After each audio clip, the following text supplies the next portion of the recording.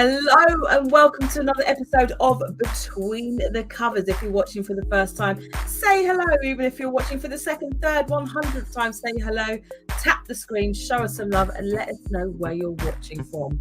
Who am I? My name is Daniela Bleckner. I am an author, book journey mentor, founder of a company called Conscious Dreams Publishing. We work with authors from all over the world to help them to get their powerful messages and stories out there in the form of awesome books. Behind me on the bookshelf are just some of the 200 plus books that we've published over the last 6 years now. I'm absolutely passionate about providing a platform for unseen, unheard voices so they can have their stories heard and voices shared, so they can educate, inspire, entertain, and empower for generations to come. So what is this show all about? It's about getting right in between the covers of, an author book journey, because quite often we see the cover, we read the book, but we have no idea about the journey that really goes on within. So this is really about spilling the beans on that author journey. Let me turn down my background music. There you go. A new feature on StreamYard. Do we like that? Give us a thumbs up if you like the music. Give me a thumb down if you think, nah, Danny, what are you doing? So throughout, this is a very interactive show. If you have any guests, any questions for our guests, please do, or comments, please do throw them up. We love chatting with people who are watching, our lovely live viewers, whether it's live or whether it is on the replay. First of all, I always forget to say there is something here. I'm going to highlight it. It says you can support me or support us, Conscious Dreams Publishing, by sending stars. Stars help us earn money to make more content. All of it costs money to create the flyers, StreamYard platform. We also do storytelling workshops for young people. We're not a charity, unfortunately, so we fund this. So I fund this myself.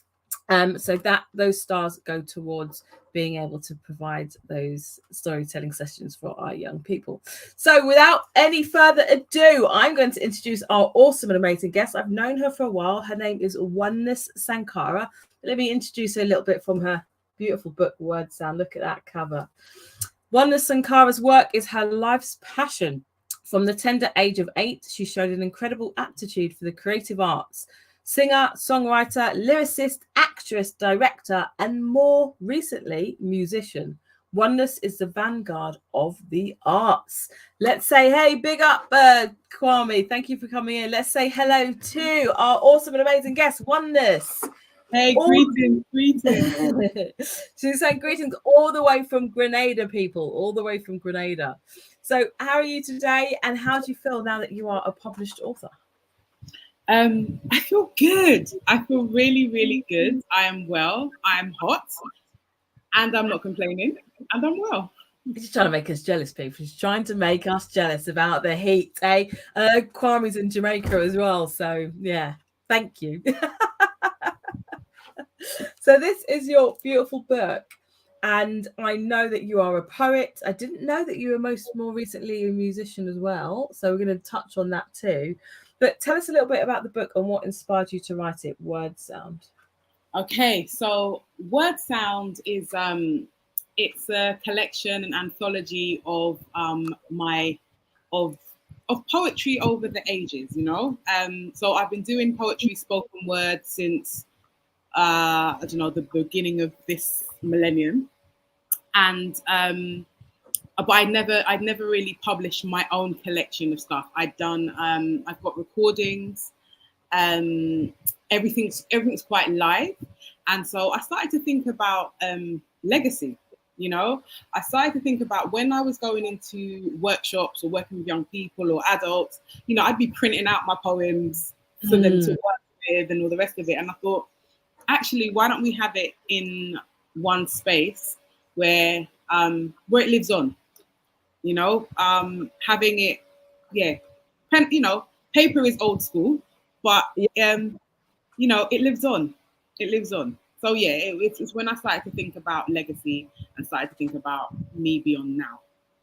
Amazing. And I think that's such a key thing. Again, the title of this is Preserving Our History and Lived Experiences Through Poetry. And you mentioned the word legacy. I think books are, you know me, I love books. I think they're just a great way of preserving and creating our legacy and our stories. We come from a culture where we had griots, we had the storytellers, we had the oral stories, and these stories can be changed and misinterpreted, or people put their own spin on it when they're passed down. There's something really precious, I think, about writing and putting it, laying it down on paper. Do you feel, did you feel like there was like a difference between, because I know you are a spoken word artist as well. What would you say the feeling in terms of the difference of speaking your poetry and actually having it written down in that book? Well, for me, it didn't feel like any sort of strange transition, because my background's in acting, and Okay. one of the favorite things I love reading is plays. Yeah. And even if they're not on their feet, I love looking at the words and imagining how the characters would sound and reading dialogue, etc. And so I specifically wrote a collection of spoken word because I want people to feel comfortable and read it out loud. The word and the sound is powerful. And so, taking that word off of the page as well and uttering it. There's a poem in the beginning which is designed to be read aloud by the reader, because that's healing. Sound is a healing vibration, and so it made really logical sense to me, because I'd grown up reading plays before even novels. Novels are something that I've gotten into later on in life, but for me, my fiction was through plays and poetry. So it just made sense to me. Is there anything that wonders cannot do? So we've got to add this, and we've got acting, we've got poetry, spoken word, we've got author, we've got musician. Are there any other titles or any other things that you do that I haven't mentioned? Oh my gosh, I feel like we get a nice big, if we're lucky, chunky long life, and so when I try things, so for me, my creativity wasn't really compartmentalized. So as I got into the arts, like started acting and all of that kind of stuff, doing musical theatre, it was already 3 genres in one, because we were singing, we were dancing, we were acting. So it was only later on when people said, but what is it that you actually do? And I'm like, I'm a creative being that heals through my art. What do you mean, what do I do? Exactly. Like, for me, those labels come after. So, it felt natural to, when I was in my teens, it was like, let's DJ. Okay, cool. And then we had all DJ as well. Yeah, we've got the singing, we've got the dancing, we've got the music, we've got the spoken word, we've got the poetry, we've got the writing, we've got the author, now we've got the DJing. Wow. Yeah. And then and I like how that my healing journey. I like how you kind of encapsulated that as, a creative being, because we don't have to be just one thing. There are so many things, spin-offs and ways of expression. And I think when I certainly read your book anyway, there was so much expression in there, and that, just poured off the page. How long, because you came to us, you published through your own name brand, and we helped you along the publishing process, but how long was this actual book in the works, and how are these poems from over particular, some people have like a decade or like 2 decades worth of work. I mean, is there a particular time period of work? Yeah, this is probably like, I want to say that maybe the oldest piece in there is like 20 years old. Oh, wow. Yeah, because it's been over a period of time. So it's a specific collections of pieces that I just felt went together and told a particular story, a bit of a snapshot. Yeah. So, and a lot of the pieces, when I first wrote them, I didn't write them with the intention of putting them in a book. And so it was, especially as a spoken word artist, your pieces evolve. So you have your first, what you first put on stage is like your draft. Yeah. And then it actually feels similar to the process that comedians go through. In terms of comedians. Maybe chameleons too, but comedians. Okay. Maybe comedians go through as well. Yeah, like in terms of like, they'll go and test their material on an audience, see what works, see the things that the audience give back to you, adjust the work, go again. And so it starts to have its own life. and then it was from it having its life and then feeling complete is then when it went on the page. Okay, amazing. I love that you've actually got, it's like word sound. Your audience is sounding out what you actually commit to the paper. Yeah. So yeah, that kind of play on words. Well, I've got a few comments here. Yeshiba, one of our authors, says, "Greetings, Oneness, spoken word daughter of sound word artistic mastery." We can see there's another wordsmith online here. You know, Your journey has been amazing. Awesome. Thank you so much, Yeshiba. I love that profile pic as well. I know, right? Kwame says, "I remember Oneness with the collective and the energy and the creativity she brought. Then, as a spoken word artist, it's easy to see how she is now an author." Exactly. It's a beautiful, smooth transition, I think, and something that was long awaited in the pipeline. Tell us a little bit about your poems and what themes do you cover? I spoke about it quite a bit in the post, but just from your perspective. The themes that I cover is the experience of a Black woman, an African woman in the diaspora, in Caribbean culture in London, and all that's meant, and so the beauty of it and also the pain of it, and they say, let the lion tell its own tale. And I'm like, let the lioness tell her own tale. And, prior to, 2020 and, the events that I don't even need to detail now, it wasn't, our voice wasn't being heard. These conversations about allyship and hearing Black voices and all of that kind of stuff, they weren't the conversation. We were fighting to be heard. People were speaking on our behalves, and so it was like, well, no, we have to tell our own stories. Our ancestors speak through us. Our peers who may not be spoken word artists, may not be authors, but extraordinary people, they speak to us. Our young people speak to us. And how is that? How is that story shared? How is that? Yes, there's pain, but how is that transmuted? And it's transmuted through our creativity and our culture. Sometimes people twist it and go, oh, the Black folk always dancing and da da da da. Our dancing and our is deep cultural wisdom, alchemical transmutation. And give thanks that we're dancing and not being surprised, you know what I mean, right? And so these are the themes, and they will go through anything from sisterhood. In the book, we talk about deaths in police custody. We talk about there's a piece about the journey of someone who was an activist through civil rights, now seeing what the world looks like now, and was it all worth it? Domestic violence, systematic oppression, celebration of self. These are some of the themes. Thank you so much.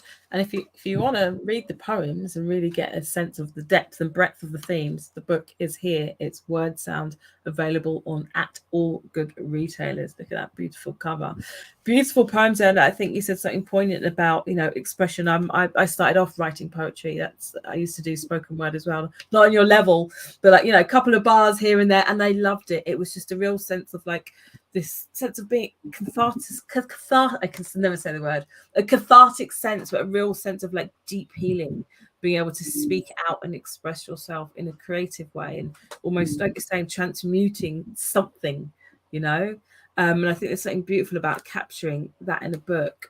Are there any poems that you could share with us, please? Yes, of course. So I always do this, right? I know most of the poems by my head, but I just love this little pre-process of going through and looking at it and then going, I'm going to do this one, but I actually know it. So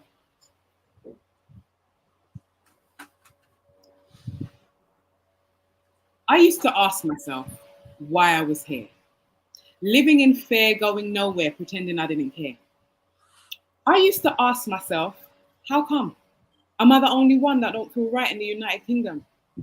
Sometimes I used to cry, ask myself why, forget it, I'll get high beyond this joint. You see, no matter how hard I tried, the limit stopped at the sky. Life was a lie, so tell me, what was the point? Though once was the oppressed, then became my own oppressor. Rebelled against the system, thought that that would make it better, only to find myself deeper in the game, not using my brain, making the same mistakes again and again. And who was I hurting? Them or me? Not on a plantation, yet I didn't feel free. My vision was blinkered, yet I thought I could see. And in my clouded mind, I tried to fight reality. You see, I began to walk a very thin line. My head was so far up my butt, I thought that I was doing fine. Thought that I was running out of time. Don't know quite when, but in a moment I heard the bells chime. Remove those shackles from your brain. It's okay, my dear, what you were temporarily insane. You've not been living your life in vain. You're more than a name, so strip your heart of the guilt and the shame. Remove the chains that bind your soul.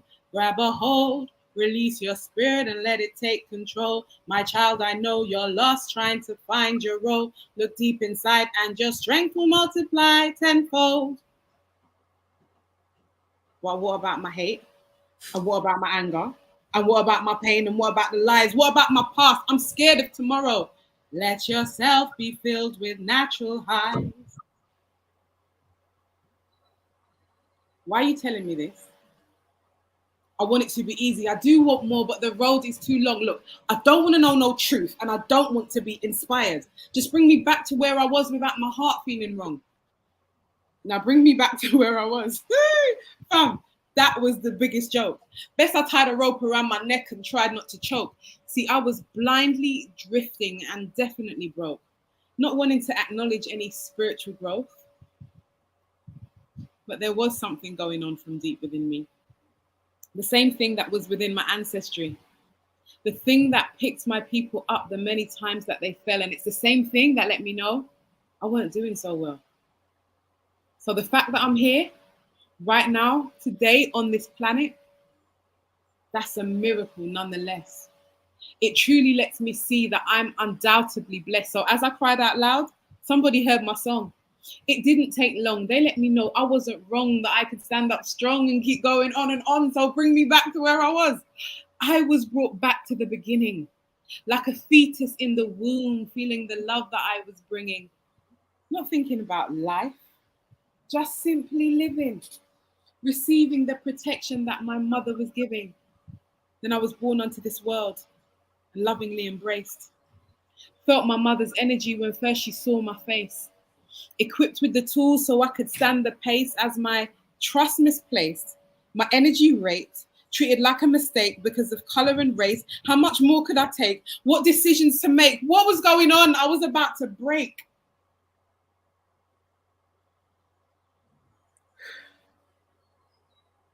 And now all I can do is be.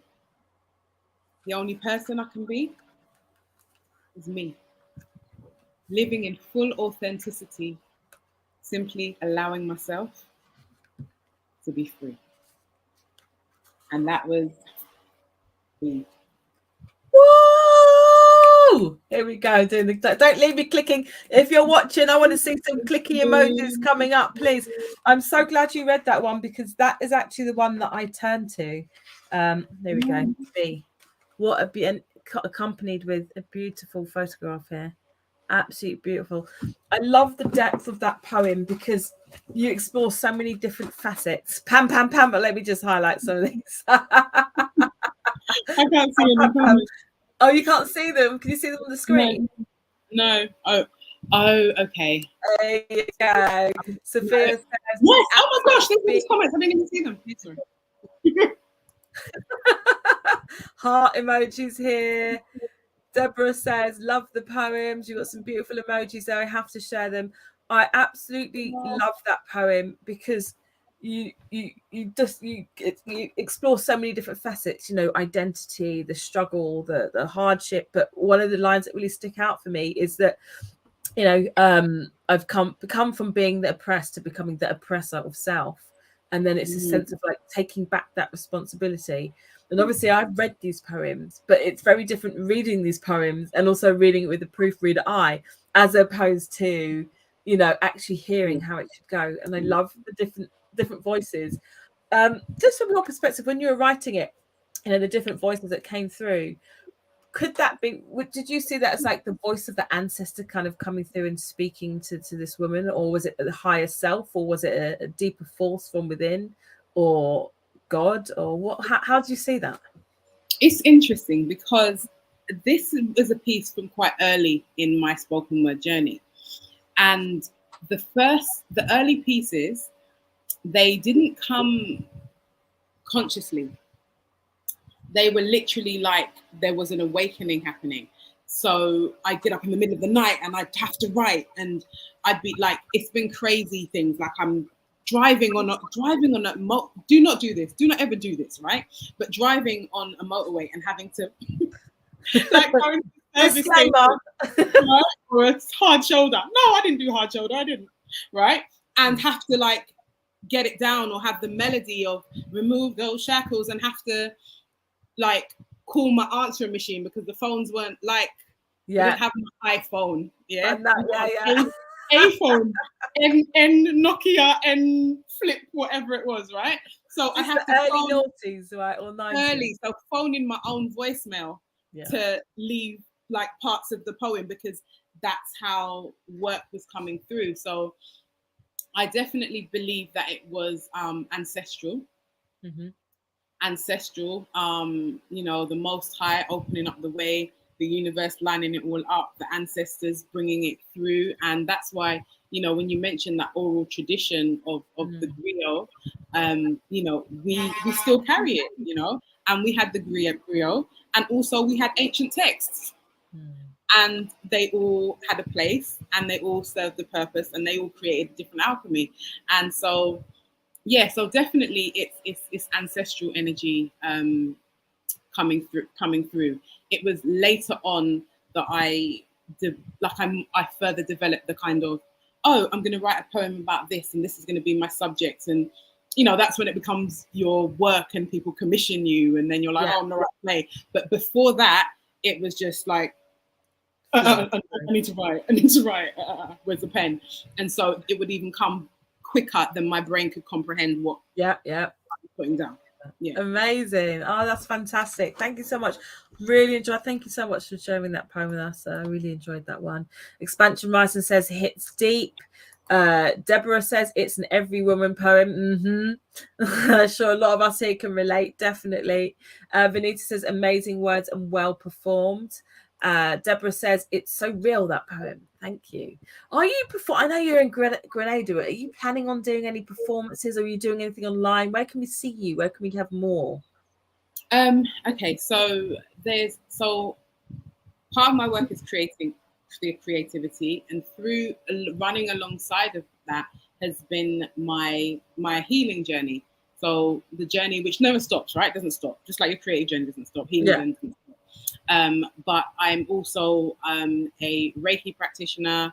I'm also a purpose mentor, and so I have spaces, sisterhood circles, where I combine everything. So we get the creativity, and we use the creativity for healing, and then we also journey and do energy work. So that takes place in, and then we also invite in other beautiful sisters into that space. So that's something called a Queen Spirit, where this is where the performances are taking place. And I'm currently writing a play as well. So oh wow, you are not messing around. So hold one second. Queen Spirit. And do you have a website for that? Is that something anyone can join? I do, but you can get everything through my main website, which is onenesssankara.com. So so I'm highlighting that here. I'm not sure if this shows up on YouTube, but certainly on LinkedIn, and I think it does show up on YouTube and Facebook. Oneness's email. Here we go. It's coming up on all of it. Brilliant. www.onenesssankara.com, so we can find out all about your sister circle and your work as a purpose mentor. You've frozen, but I'll keep going. Oh, you're back. As well as your books and your creative expression, what's the word, spoken word performances, which I hope you're still doing. Are you doing creative performances in Third I'm Grenade at the moment? very I'm not doing as much, just because I'm at the moment I'm quite focused on this new piece of writing, on this play, on this piece of theatre, and it's been a long time coming. Can you tell us a bit about that, or is that under wraps? No, it's not under wraps. Some people, if you've been in some of the circles, you would have heard parts of it. But this piece is about it's about our womb, yeah, ultimately, right? In terms of how a woman is judged by what goes on and the content of her womb, why people think it's like it's fair game. Why you ain't got no children yet? Why do you have so many children? Why is your child like that? Like all of these kind of judgments that we get from periods to going through perimenopause, menopause, all of this kind of stuff. And then all these things that we don't actually speak about. And so I'm someone who does speak, as you know. And when I speak to women, I realize, oh, they've had this experience too. And then you start hearing statistics, and then you realize everyone around you is having, this experience. Like I'm in perimenopause at the moment. Well, I think I am, right? Because my period was late. But whether it started or hasn't started, I was like, there's this whole thing, there's this whole world that nobody speaks, like no one speaks about. And so when I was saying to people, oh, I think I might have perimenopause, they're like, oh, you're late. I started 5 years ago. Oh, da, da, da, da, da. And I'm like, why do I not know this? I know you really well. Why don't I know this? And so it's the journey of a woman. It was the journey into motherhood. It's that healing of that sacred womb space, and that it has a space to express itself, but also it's what you choose. You have domain over that. It's not anyone else's. It's not for anybody else's gaze. So that's what that piece is exploring. Beautiful. I think it's so important to be talking about these things, and I'm seeing a lot of information, certainly over the last year, about menopause, periods, womb clearing, womb healing. And I think only now women are starting to talk, and there has been this almost like a closed door, or this sense of shame if you're not at this stage, or if you are at that stage and you're this age, and it's like, who's put these rules and barriers here to the point where we don't even know if our own friends are still menstruating? Do you know what I mean? So I'll definitely be interested in hearing more about it. Is that going to be performed here, or is it going to be online? Where can we see this? I don't know where it's going to be yet. Okay. Yeah. But it's like the last play that I wrote it for other people to perform. Right. This play is me returning to the stage. Right, we're putting out the positive. If you're all watching, whether you're watching live or on the replay, we're putting out the positive intentions for Oneness Sankara and her amazing theatre production that she's written about wombs, about, you've explained it so much better than I'm going to try. So your theatre production is going to be successful. It's going to be out there. It's going to be impacting lives, and people are going to be able to see it worldwide. So let's put that out there right now. Thank you. We have another comment here. Nahanda says, can't wait for this piece. It's going to be serious, needed, and refreshing. True. Amazing. So again, if we want to get in touch with Oneness and see what she's doing, join that sister circle. You can hear some little snippets of that play. Go to onenesssankara.com, up on the screen right now. If anyone's got any questions for Oneness, please, we've got about 2 minutes left. Throw those questions up, get them in. We've had a good old chat here. So while we're waiting for you to send up your questions, Oneness, where can people find you and your book? Okay, so the book you can find it on Amazon, Waterstones, all of those sort of online platforms. And you can find me usually hanging out on the gram at The Purpose Mentor. At The Purpose Mentor is the easiest place to get me on Instagram. And you can get the book on all of the popular book retail platforms. Amazing. At The Purpose Mentor. There we go. Get that down. Head over to Instagram, not right yet, but tap in the Purpose Mentor and click that follow. And if you're watching as well, tap above in the post above, and then you can add Oneness on or follow Oneness on Facebook or LinkedIn. Are you on LinkedIn as well? I don't think you're on I LinkedIn. am on LinkedIn. Yeah, You're on LinkedIn. Oneness Sankara. If you just put Oneness Sankara in most You'll of the find socials, it. you find it. Amazing. Okay, so we've got mainly comments here. Edned said, amazing work. Can't wait to see the play. Expansion Rising says, looking forward to seeing it. So am I. I think I'm going to head over to Oneness Sankara myself. Everybody, thank you. We've got to the end of the interview. That's gone so quickly. So I just want to thank everybody, please, for joining. And absolutely, we've only had a snippet of the powerful poetry from Oneness's book, Word Sound. Look at that. Look at that beautiful cover as well. Please do head over, support I was going to say local author, support an independent author in Grenada right now, Oneness Sankara. And again, head over to onenesssankara.com and check out what she is doing. Thank you so much, Oneness. Do you have any final words for your beautiful viewers right now? Thank you for tuning in. Thank you why so short? Thank you for tuning in, and I can finally see the comments. So thank you just for your energy and just love, and yeah. International author Kwame, this is it. Come on. Yeah. I was setting in for a long interview. Oh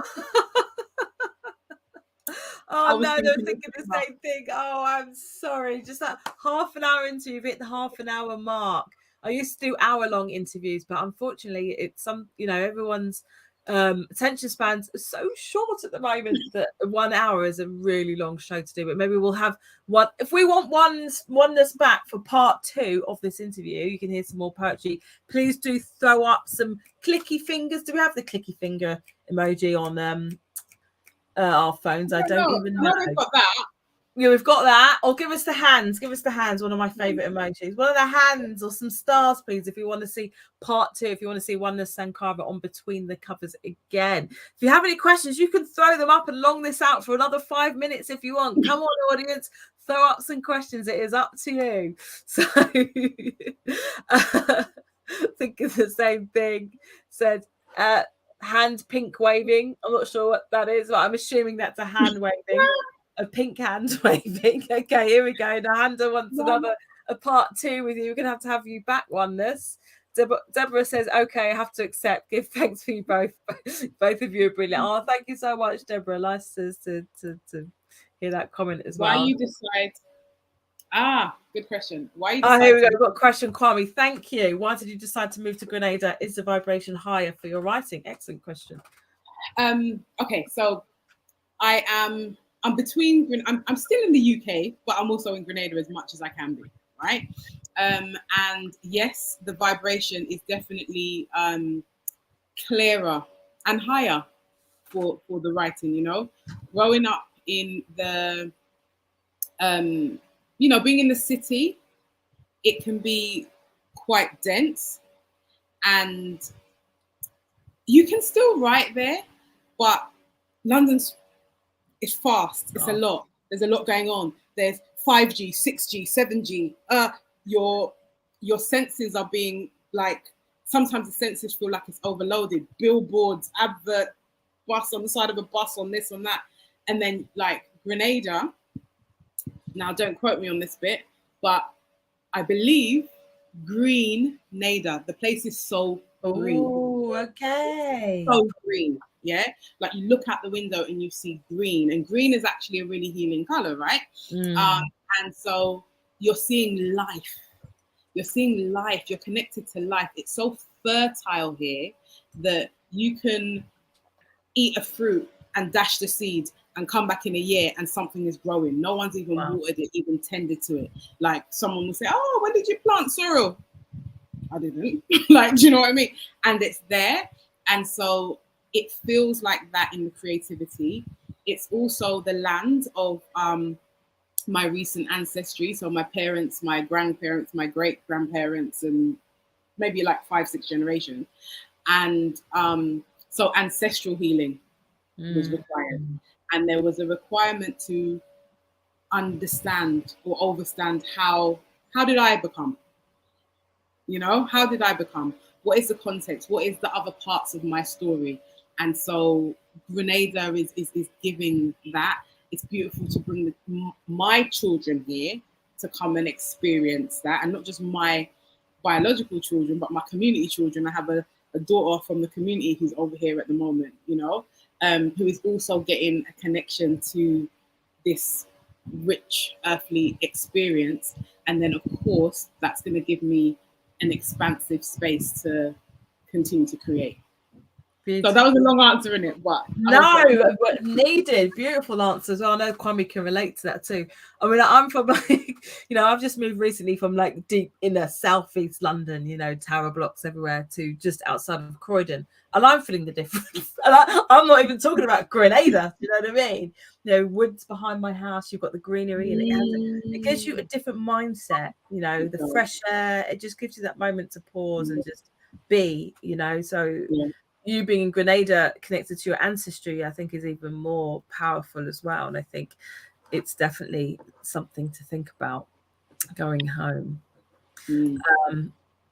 Does Sister Circle, thanks for that, Kwame, good question. Does the Sister Circle inform the work and vice versa? Good question. Yes. Yes, it does. Yes, it does. Yeah, definitely. Because it's always, even with the creativity, I don't, I might, yes, be there physically writing on my own, but I don't feel alone. It's a response to the experiences that I'm having and the energy that I'm part of. And actually, we have like the individual nuances of our stories, but stories are universal. Even if that particular thing didn't happen to you, you can relate to a time where I felt lost, or a time where I felt betrayed, or a time where I felt pain, or a time where I felt joy, or a time where I've been in love. Like what we experience as spirits having this human experience, those things are universal. So yes, to answer your question, the circles and the healing and transformation that I see take place definitely informs the writing and the creativity. They work hand in hand. Amazing, thank you. Kwame's agreeing with you. So if I could hug and kiss you, you're so right. It's always boasting that it's in Jamaica. We know. Expansion Rising says green heart space. Yes, exactly. And it really feels safe, that green heart space. It feels safe the environment makes it safe for you to open your heart. I'm quite a sensitive being, an empath, etc. I would, and before I understood that, I'd get off a train journey and just be like, mash up, and be like, why do I feel like this? This didn't happen to me, all of that kind of stuff. And like here, you're not on top of each other, so now you're feeling what a tree is feeling. You're feeling the energy of a coconut. You're feeling the energy of a bird. You're feeling the energy of a mongoose or a lizard. It's a different. It's just a really different heart chakra. That was the perfect green heart space, heart chakra. Yeah, it really does allow you to embrace that space in a different way. How many people now thinking about going back home? How many people now packing their bags and getting onto the internet, seeing if we could find flights back? Do you know what I mean? Looking for the heart chakra, but there is also when I say a flip side, you can't hide here. In London, you can busy yourself. You can be on the rat race. You can and so if things are not 100, you can say, oh, that's because of this. That's because the train was late. That's because of that person who looked at me this way. That's because of When you're out here, it's like, really? We're gonna do beef with the banana tree? Like, if there's, you have to face what's taking place in your internal landscape, because the external landscape is perfection. So, yeah, it's a bit like lockdown, possibly, when everything shut down and people were forced to, be at home. Me, I was just in the park. I loved it.